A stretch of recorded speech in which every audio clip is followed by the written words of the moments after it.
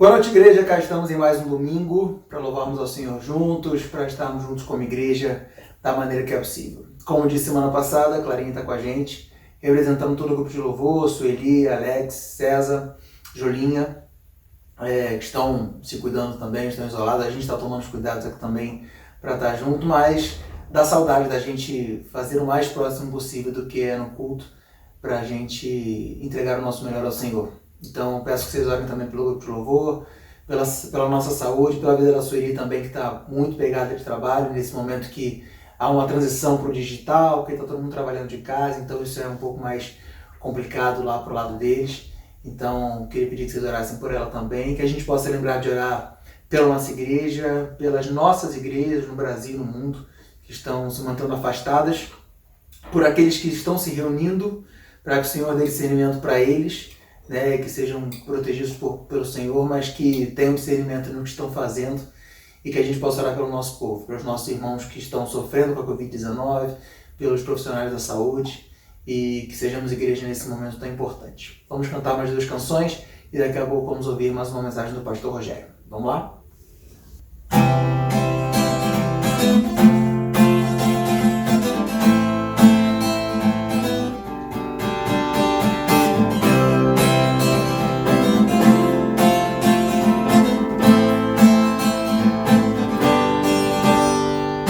Diante do trono, Senhor, quero levar minha oferta de amor.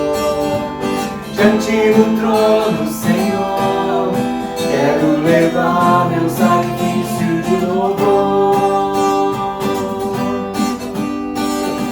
As minhas mãos levantar, tua beleza então contemplar. Com meus lábios declarar toda a minha adoração. Se não for pra te adorar, para que nasci? Se não for pra te servir, por que estou aqui? Sim, eu quero te adorar, te adorar. Se não for pra te adorar, para que nasci? Se não for pra te servir, que estou aqui, sim, eu quero te adorar, Senhor, estou aqui.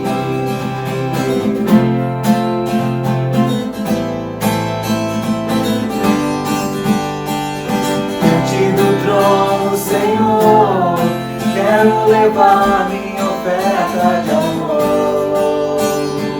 Diante do trono, Senhor, quero levar meu sacrifício de louvor. As minhas mãos levantar, tua beleza então contemplar.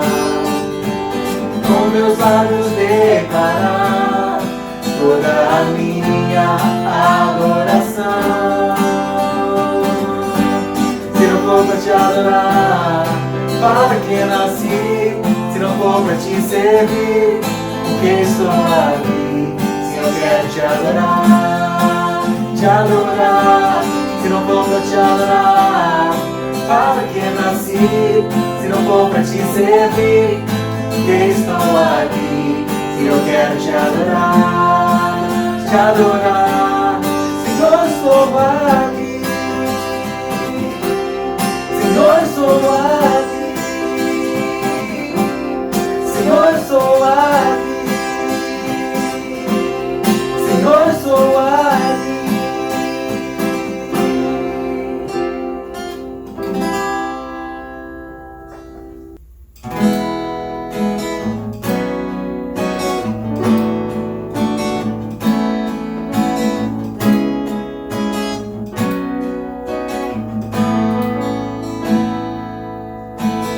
Luz das nações que dissipa as trevas, abre os meus olhos pra ver.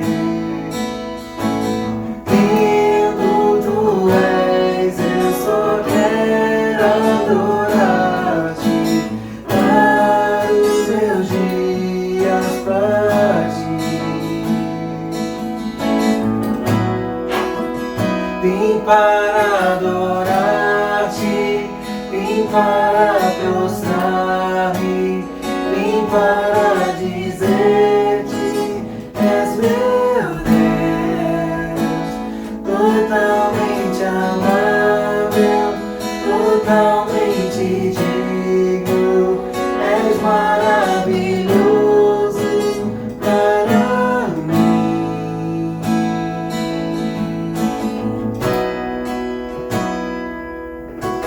Rei sobre todos, tu és exaltado, entronizado no céu. Humildemente vieste à terra, se entregou por amor. Vim para adorar-te, vim para prostrar-me, vim para dizer-te, és meu Deus, totalmente amável, totalmente digno, és maravilhoso para mim.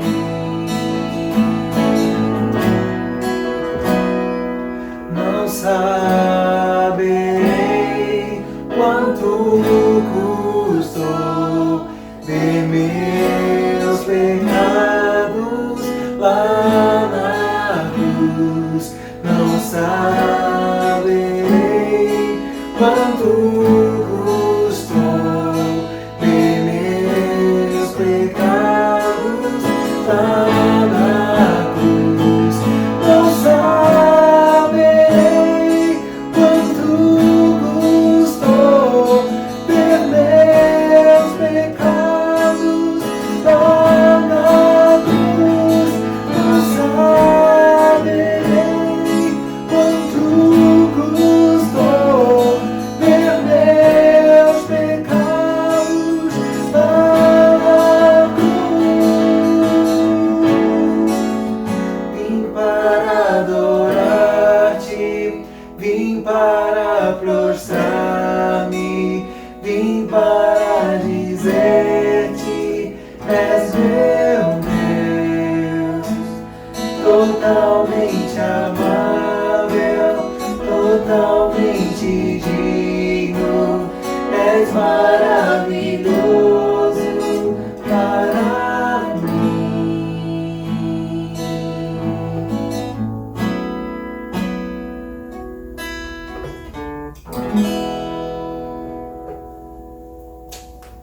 Nós viemos aqui para isso, para adorar ao Senhor e que a gente nunca se esqueça que a nossa motivação é o Senhor. Independente de lutas, de batalhas, de aflições, de preocupações, que a gente possa confiar em Deus todo o tempo e sermos igreja independente da distância em que tivermos. Amém?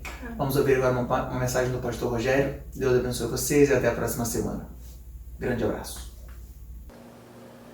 Boa noite, meus amados irmãos da Igreja Batista da Freguesia da Ilha. Aqui, pastor Rogério Belan, que tem a alegria de ser pastor desta igreja. Nós estamos no nosso culto em família. Quero lembrar que o Oração e Ação, as nossas transmissões, acontecem de terça a sexta-feira, às 19h30. E no domingo nós temos a Escola Bíblica Dominical, às 9 horas da manhã, pelo Zoom, pelo aplicativo Zoom, e depois temos às 10h30 da manhã o culto matinal e agora às 19h30 o culto em família. Eu quero trazer os nomes das pessoas que pediram oração e nós vamos estar orando por elas. A Rogéria pede orações pela sua saúde, Alexandre e Genina pedem orações pela sua casa, pela sua família, pelo trabalho do Alexandre. Marcelo pede orações para que ele possa restaurar a sua vida com a ajuda de Deus. Priscila pede orações pela Sandra, pela saúde de sua amiga Sandra. Marilac pede orações pela sua saúde. Kátia pede orações pelo pastor Luiz Fernando e agradece a Deus porque ele está melhor. Jonathan e família, orações pela sua saúde, pela saúde de sua família. Eles adquiriram também o Covid, mas já estão melhores. Elas e família já estão melhores também, haviam contraído o Covid-19. Nós vamos estar orando pela família Magalhães nesse momento difícil da sua casa, da sua família, orando por eles, pedindo as bênçãos e a consolação de Deus sobre eles. E vamos orar pela Marta, que pede a Deus a bênção de alugar uma casa que ela está disponibilizando e ela precisa alugar para o seu sustento. Vamos orar também pelos profissionais de saúde, pelas autoridades e pelos mais vulneráveis. Vamos orar por todos esses motivos no dia de hoje. Quero lembrar a vocês que vocês podem dar suas opiniões com relação às nossas transmissões. Vocês podem ligar para o telefone da igreja 2467-2781. Perdão, confundi o telefone. 3283-6047. Esse é o telefone da igreja. Pode ligar, dar suas opiniões. Se você tem gostado das transmissões, você pode dar o seu like ou o seu dislike, se não tem gostado. E você, por favor, se inscreva, aperte lá no inscreva-se ao lado direito da sua tela. Inscreva-se, isso vai nos ajudar no relacionamento com o YouTube. Vamos orar a Deus pedindo a bênção dele para esta mensagem.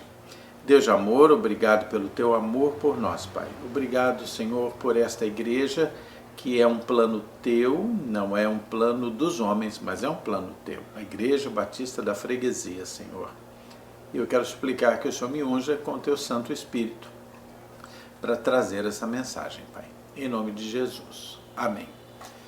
Quero lembrar ainda que, embora nós estejamos realizando essas transmissões pela Igreja Batista da Freguesia na Ilha, essas transmissões são para alcançar aos amigos também, a todos aqueles que queiram assistir. São todos muito bem-vindos, independendo completamente da sua denominação, da sua convicção religiosa. Estamos falando das verdades bíblicas para a vida. E você é muito bem-vindo. Você é aquela pessoa que nos dá maior alegria quando sabemos que você tem assistido às nossas transmissões, ok? Vamos falar sobre algo muito interessante na vida da gente, a questão da excelência. Eu não sei vocês, mas eu já arrumei vários armários, já foram arrumadas todas as gavetas aqui, já cozinhamos muitos pratos diferentes e a gente vai procurando fazer as coisas nesse período de isolamento. Eu não sei se na sua casa assim, você já deve ter arrumado todas as gavetas, todos os armários, cozinhado todas as coisas diferentes que poderia, mas e aí? A gente vai vivendo esse tempo e é um mês, é dois e entra no terceiro, e às vezes há o perigo da gente ir se acomodando. A vida, por vezes, é assim. A consecução das tarefas da vida, a consecução das rotinas, pode nos acabar levando a um afrouxamento da excelência na nossa vida. O que quer dizer que nós corremos o perigo de relaxar, corremos o perigo de ir fazendo as coisas de qualidade um pouco menor, com menos dedicação, com menos sentimento. Isso é algo a que todos nós estamos sujeitos. Então, eu gostaria que nós pensássemos sobre a maneira de nós sermos excelentes para com o nosso Deus. Excelente, essa palavra significa distinto, significa primoroso, notável, significa o melhor. E se nós pensarmos que o nosso alvo é a excelência para Deus, temos que pensar também na definição da palavra alvo. Alvo é o nosso objetivo, é o ponto em que se quer chegar ou acertar. Então, se o nosso alvo é a excelência para com Deus, para com a nossa vida com Deus, a nossa relação com Deus, precisamos nos dedicar a isso. Deus sempre foi excelente para conosco, homens, raça humana, humanidade. Deus sempre foi excelente. Eu quero convidar você para a gente ver um pouco a Bíblia junto, para a gente perceber em alguns detalhes essa excelência de Deus para conosco desde o começo da história. Abra sua Bíblia em Gênesis, ou então o seu smartphone, em Gênesis, e nós vamos ler Gênesis no capítulo 1, só para começar, versículos 1, 2, 3 e 4. Gênesis 1, de 1 a 4, que diz assim: No princípio, criou Deus os céus e a terra. A terra, porém, estava sem forma, vazia, havia trevas sobre a face do abismo, e o Espírito de Deus pairava por sobre as águas. E disse Deus: haja luz, e houve luz. E viu Deus que a luz era boa, e fez separação entre luz e as trevas. Deus fez aquilo que era bom. E olha que ele fez o que era bom dentro do critério divino. Imagine o quão excelente tudo aquilo estava sendo feito. Se a gente for seguindo aqui Gênesis 1, agora nos versículos 26 e 27, nós vamos ver dentro do processo da criação. Também disse Deus: façamos o homem à nossa imagem, conforme a nossa semelhança. Tenha ele domínio sobre os peixes do mar, sobre as aves do céu, porque os animais domésticos sobre toda a terra e sobre os répteis que rastejam pela terra. Criou Deus, pois, o homem à sua imagem, a imagem de Deus o criou, homem e mulher os criou. Deus quis algo tão excelente para nós, que ele criou homem e mulher à imagem e semelhança do próprio Deus.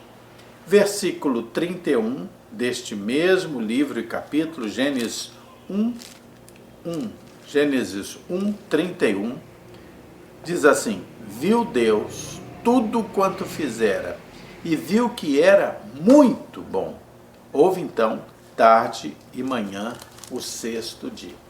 Deus fez algo tão excelente para o homem, fazendo o próprio homem, que ele foi além de dizer que era bom, mesmo que no padrão divino, ele foi mostrar que era muito bom. Ok. Isso se refere à criação, mas e com referência à salvação? Será que ele buscou a excelência para nós, homens?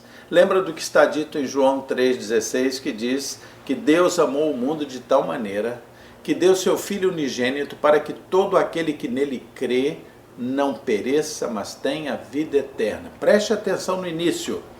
Deus amou o mundo de tal maneira, um amor de tal modo excelente, que ele enviou seu Filho.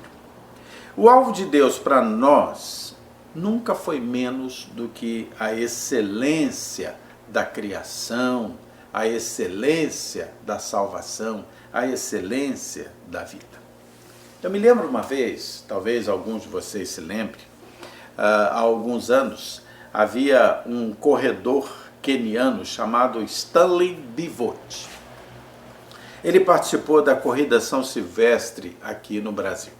E então, quando chegou no final da corrida, ele se punha dentre aquele grupo que estava à frente, mas no final ele tomou a dianteira, colocou todo o seu foco na vitória, fez o seu melhor e ele foi o vitorioso da São Silvestre.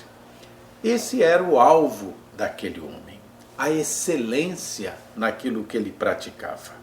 Ele, numa entrevista, disse que um dia na vida dele ele decidiu ser um corredor.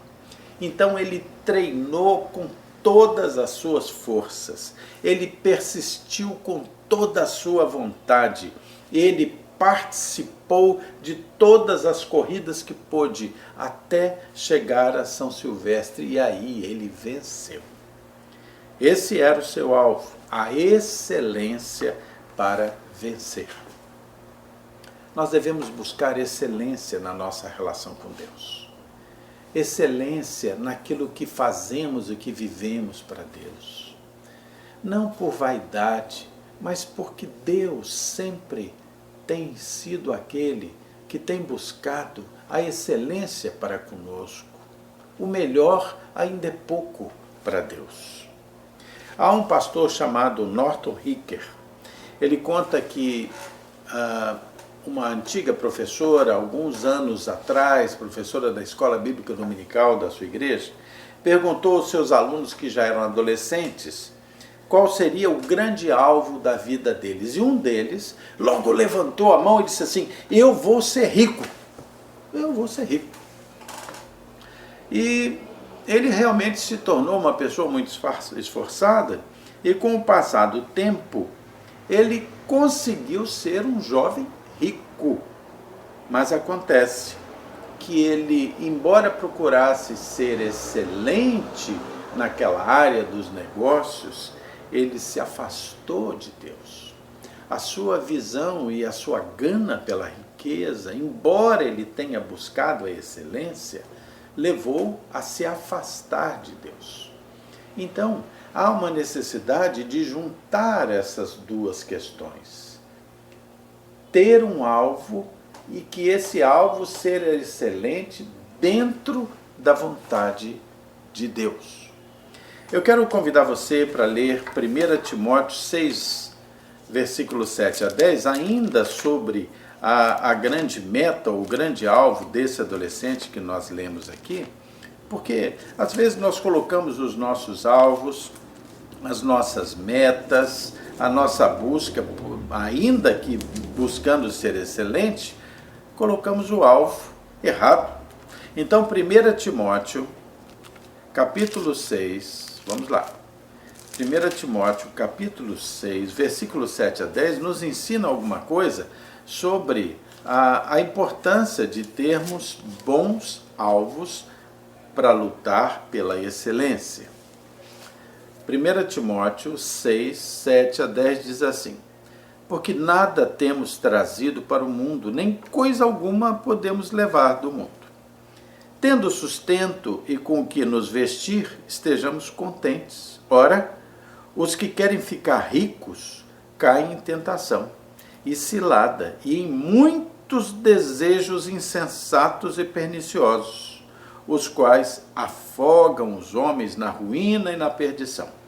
Porque o amor do dinheiro é raiz de todos os males. Alguns, nessa cobiça, se desviaram da fé e a si mesmos se atormentaram com muitas dores.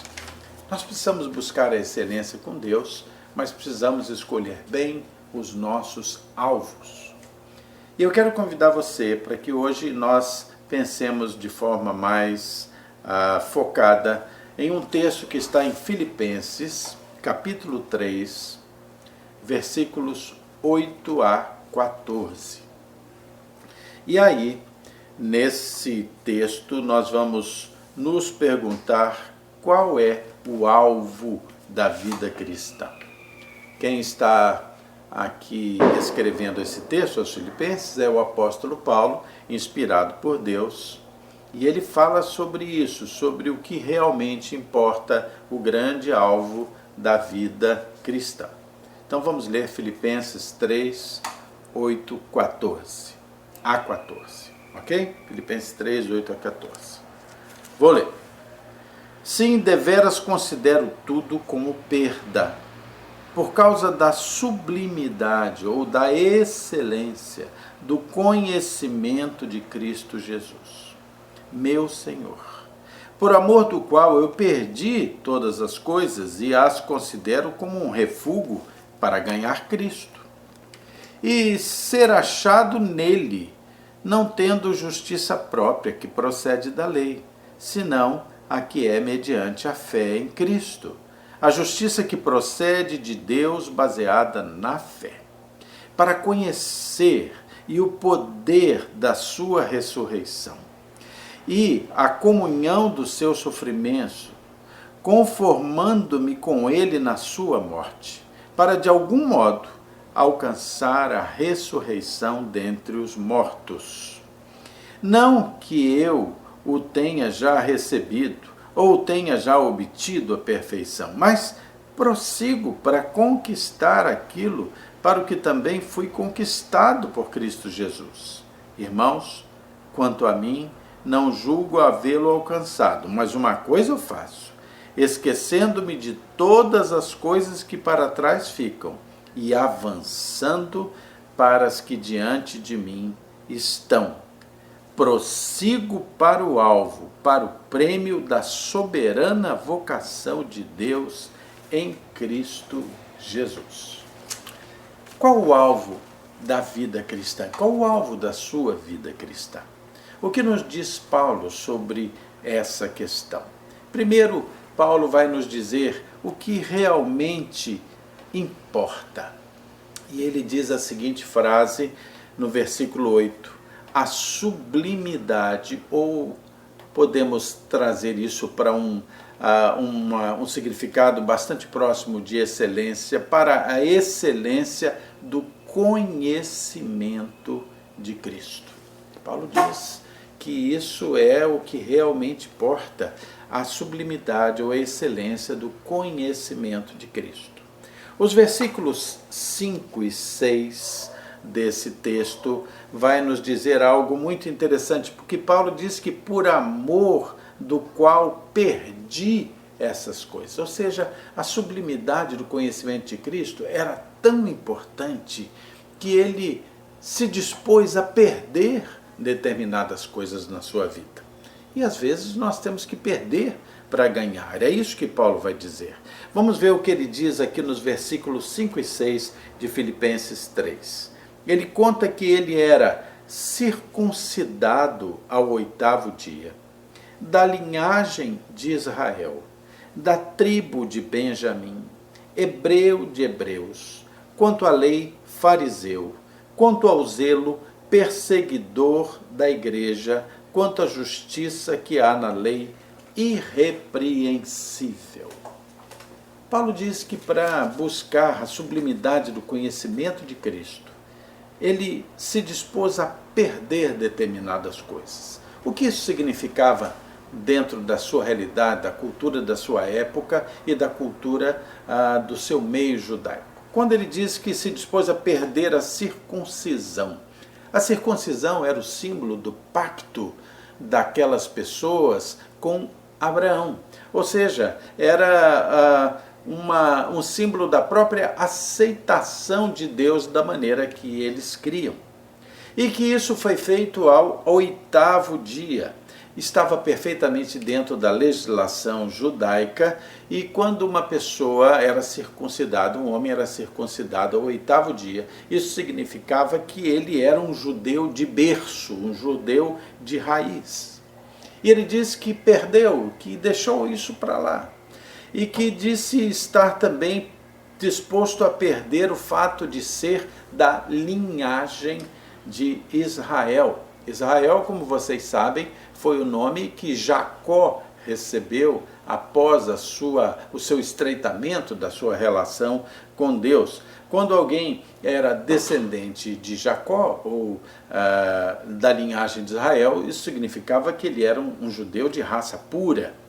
Ele diz que era considerado também da tribo de Benjamim. Benjamim era esposo da filha, ou melhor, era filho da esposa favorita de Jacó, Raquel, e era da tribo do primeiro rei, da tribo de Saul. E ele diz que ainda assim ele estava ele estava como alguém que era da tribo de Benjamim e que isso traria, consequentemente, uma demonstração clara que ele era daqueles que estavam apoiados pela linhagem de Davi. Tudo isso tinha grande importância para a sociedade da sua época. O grito de guerra do povo israelita era após ti, ó Benjamim. Esse era o grito de guerra, tal era a importância de ser da linhagem da tribo de Benjamim. Era como alguém que seria da elite dentro da nação judaica. Por isso, Paulo se intitulava Hebreu de Hebreus, por todas essas razões. E ainda diz quanto à lei, fariseu, ou seja, Paulo era alguém que era escolhido desde criança, era alguém que tinha uma situação especial, porque era alguém que havia estudado aos pés de Gamaliel, que era um líder dos fariseus, e isso fazia uma pessoa extremamente notável dentro daquela realidade. E ainda diz assim, quanto à justiça que há na lei, eu era irrepreensível, ou seja, ele era alguém que procurava cumprir todas as leis, procurava cumprir todos os rituais, inclusive o ritual ou o hábito dentro daquele contexto de perseguir os cristãos. Para aquela sociedade, Paulo era considerado um super judeu. E ele afirma que ele deixa tudo isso, visando apenas a sublimidade do conhecimento de Cristo. Paulo tinha tudo que aquela sociedade podia julgar bom, podia julgar excelente, tudo que a sociedade podia oferecer. Mas Paulo tinha um alvo diferente. O alvo era a sublimidade do conhecimento de Cristo. O versículo 8 diz, perdi todas essas coisas e as considero como refúgio. Refúgio aqui tem o sentido de esterco, comida de animais. E quando ele diz aqui no versículo 8, perdi todas essas coisas, se refere a uma palavra que era a mesma palavra usada com relação às mercadorias dos navios, que quando esse navio estava numa tempestade, por melhores que fossem as mercadorias, essas mercadorias seriam jogadas para fora do navio, para que o navio pudesse ficar mais leve e salvar as vidas daquelas pessoas, dos marujos que estavam no navio. Então, quando ele diz perdi todas essas coisas, é como quem diz, se eu tivesse no navio, todas essas coisas, por mais preciosas que fossem, eu as jogaria fora para continuar vivo, porque Paulo entendia muito bem que nada era mais relacionado à vida do que a sublimidade do conhecimento de Cristo. Paulo era excelente porque Deus tocou o seu coração, transformou a sua vida. Mesmo antes de se converter, Paulo era considerado alguém excelente dentro da sua sociedade. Agora, nós temos que entender dentro dessa busca da excelência, apontados para o alvo certo, que nós todos fomos alcançados pela excelência da própria graça de Jesus Cristo na nossa vida. Não fosse a excelência da graça que nós experimentamos, nós jamais estaríamos com a esperança da salvação. A vinda de Cristo é a própria excelência da graça. O versículo 9 desse texto que nós estamos lendo, de Filipenses 3, nos diz o seguinte: ser achado nele, no Senhor, não tendo justiça própria que procede de lei, senão a que é mediante a fé em Cristo, a justiça que procede de Deus, baseada na fé. Paulo abandonou os seus alvos seculares por um alvo maior, muito maior, para ganhar Cristo, como diz o versículo 10, para conhecer a Cristo, e como diz o versículo 11, para alcançar a ressurreição.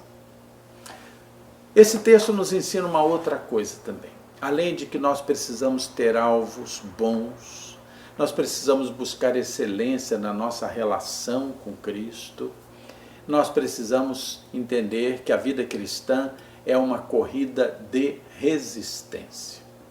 É preciso permanecer. Quando Paulo escreve esse texto, a gente entende que Paulo já tinha cerca de 25 anos de convertido. Ele já era o grande Paulo, não era um iniciante na fé. E ele admitia aqui nessa situação, com uma grande humildade, a necessidade de continuar a sua busca pela excelência com o relacionamento com Deus. Às vezes há pessoas que já são convertidas há muito tempo e elas acabam começando a relaxar, começam a deixar por menos o seu relacionamento com Cristo, a sua fidelidade, a sua comunhão com Deus, e vão esquecendo a oração, vão esquecendo a leitura da palavra, vão esquecendo a comunhão com a igreja, vão esquecendo a sua relação, porque afinal de contas ele já tem tantos anos de convertido. Paulo tinha mais de 25 anos de convertido, era o grande Paulo, era o grande missionário, o grande apóstolo, mas ele tinha plena consciência da necessidade de manter a sua busca, a sua proximidade com Deus. Vida cristã é uma corrida de resistência. E eu quero ler com vocês os versículos 13 e 14 aqui de Filipenses 3. Irmãos, quanto a mim, não julgo haver alcançado ainda, mas uma coisa eu faço, esquecendo-me das coisas que para trás ficam e avançando para as que diante de mim estão, prossigo para o alvo, para o prêmio da soberana vocação de Deus em Cristo Jesus. Esquecendo as coisas que para trás ficam. O que Paulo está dizendo é que, embora ele já tenha realizado muito, embora ele já tenha tido um relacionamento longo com Cristo, ele entendia que isso precisava ser cultivado todos os dias, todos os dias. Não se ufanava pelo que já havia feito, mas continuava atento ao alvo.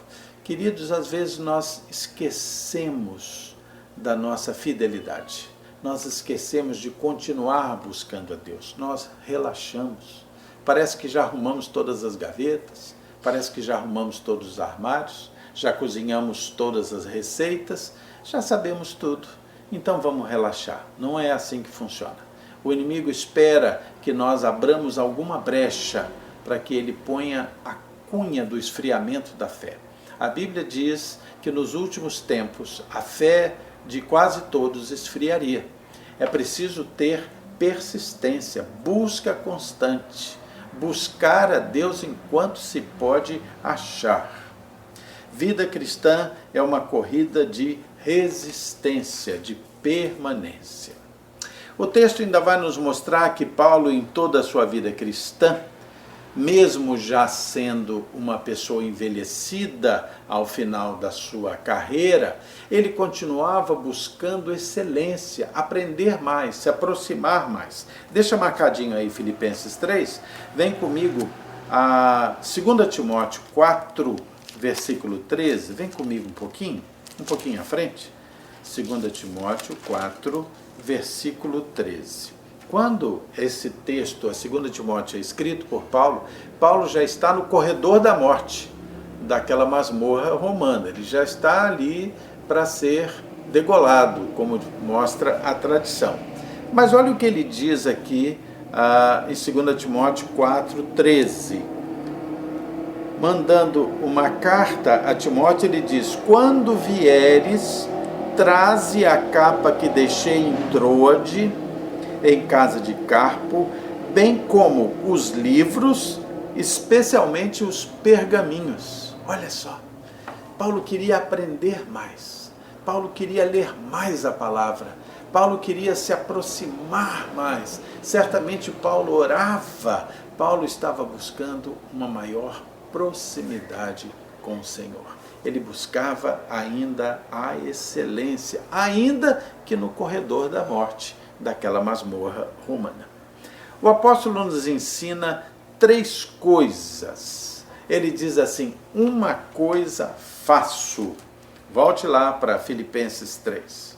No versículo 13, ele diz assim: esqueço-me das coisas que para trás ficam. Cada dia é dia de buscar mais a Deus, de se aproximar mais a Deus. Depois ele diz: avançando.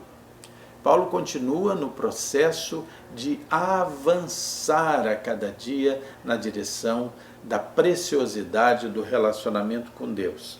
E ele ainda escreve assim, no versículo 16: todavia andemos de acordo com o que já alcançamos.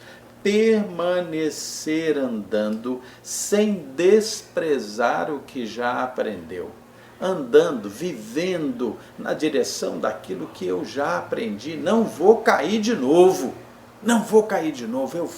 Eu vou em frente. Usa a palavra andemos, que é a palavra grega atoshen, que significa permanecer em formação, ou permanecer em forma.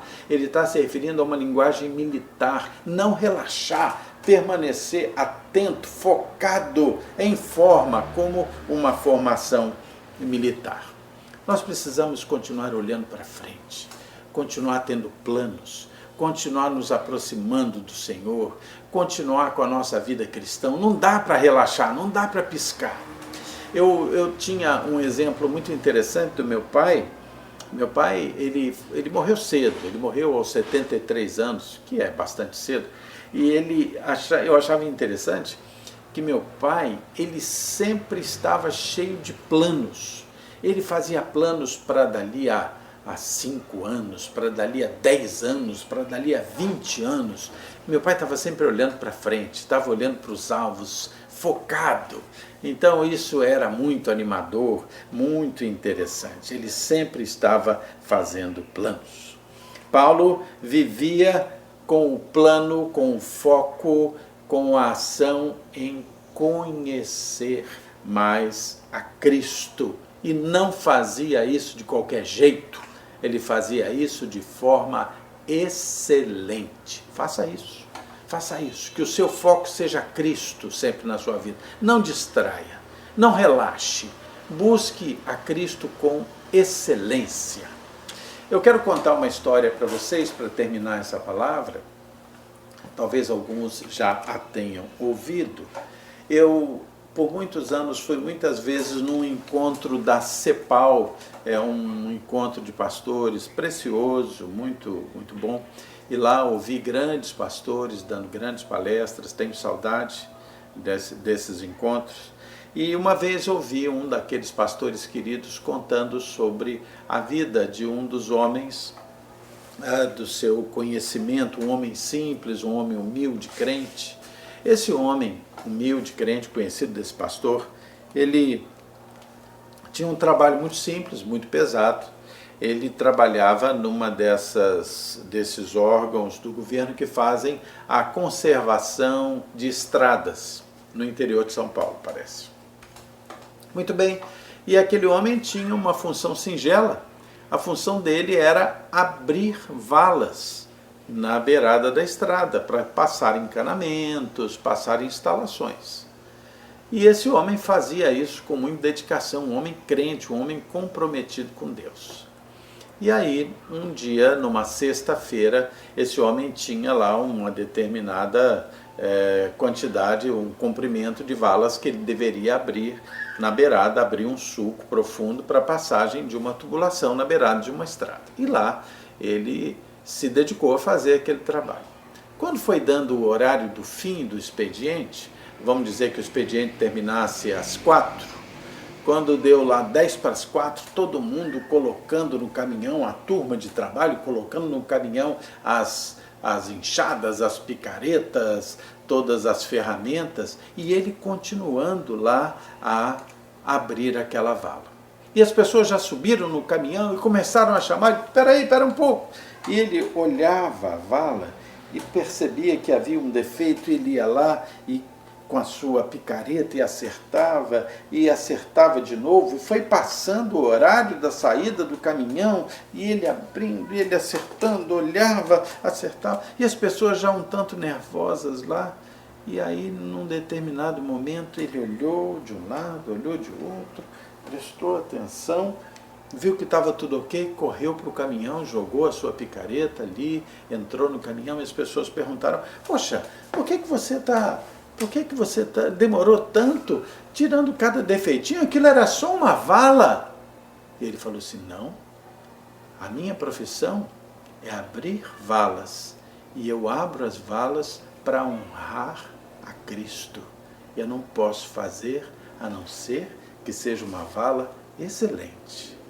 Aquele homem, tudo o que fazia na sua vida, fazia por amor a Cristo, aquele que sempre foi excelente para ele. Na sua simplicidade, mesmo que ele só abrisse valas, ele as faria excelentes para Cristo. E assim nós devemos ter. Devemos ter o alvo como alvo da nossa vida, a excelência para o Senhor. Amém? Não importa o que façamos, simples que seja, vamos fazer sempre o melhor para Deus. Vamos orar? Querido Deus, muito obrigado pelo teu amor, pela tua bondade para conosco, Pai. Pai de amor, nós queremos viver e fazer o melhor para Ti, em todas as áreas da nossa vida. Não nos deixe, Senhor, cair na mesmice, cair, Senhor, no relaxamento, mas nós queremos viver intensamente a nossa fé. Que o nosso alvo, Senhor, possa ser sempre fazer a Tua vontade, viver uma vida de acordo com a Tua vontade, Senhor, ter um relacionamento, Senhor, sublime para contigo, Pai. Senhor Deus, eu quero suplicar que o Senhor abençoe todos os pedidos que aqui foram feitos. Atende, Senhor, na medida da Tua misericórdia e perfeito poder. Pai de amor, abençoa os profissionais, Senhor, da área de saúde, que têm sido tão sofridos nesse tempo, Senhor, de trabalho tão exaustivo, tão estressante, também tantos contágios. Protege o Senhor, eu te peço. Peço que o Senhor abençoe, Senhor, os menos validos da sociedade, os mais desvalidos da sociedade. Ajuda-nos, Senhor, a ajudá-los, que nós possamos ser bênção nas vidas daqueles que precisam. Lembra da Tua palavra, que nos ensina que se nós tivermos recursos, mas não atendermos o nosso irmão que necessita, o Teu amor não está em nós, que o Teu amor esteja em nós. E quero pedir que o Senhor abençoe, Senhor, os dirigentes da nossa pátria, aqueles que são nossos líderes, os nossos governantes. Senhor, cuida e fortalece os bons, afasta os maus, Senhor, eu te suplico, ou os transforma. Tudo isso eu te peço e te agradeço, Pai, em nome de Jesus. Amém. Queridos, Deus abençoe vocês, que vocês tenham uma noite de paz, uma noite maravilhosa, e nós vamos estar juntos de novo na terça-feira, no Oração e Ação, às 19h30. O Senhor é contigo.